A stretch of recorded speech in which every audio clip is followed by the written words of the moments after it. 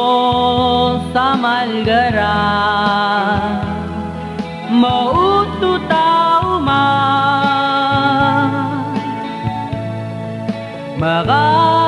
magarangi yamal leging atuta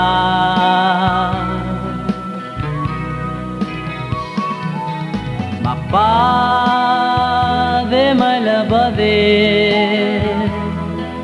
Haraira arangan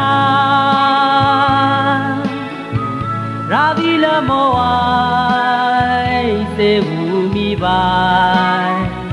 Nagabaluma Se me ang erisong Almabatula Talwal kasi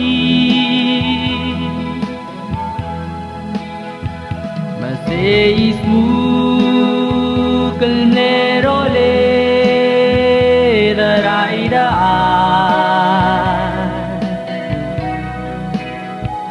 Mase moro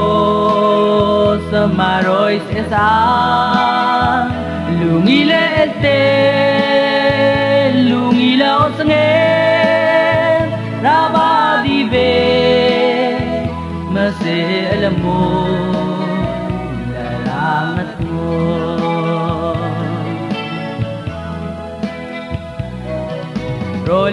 Rolel mora ete itu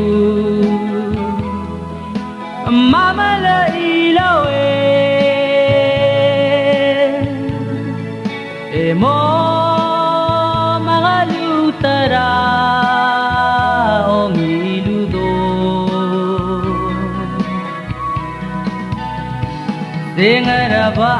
Dengarabaan talungilaw sangin Na ewale la mama ore Lo malami Al-morangalu Maharatawan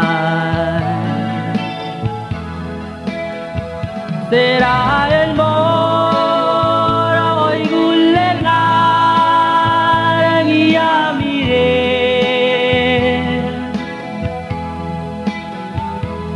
Dira kangaya sa kumay salmo minidangi Setuara melmora kayo Loldeda ngaling almeraywa Ese malangya almabadula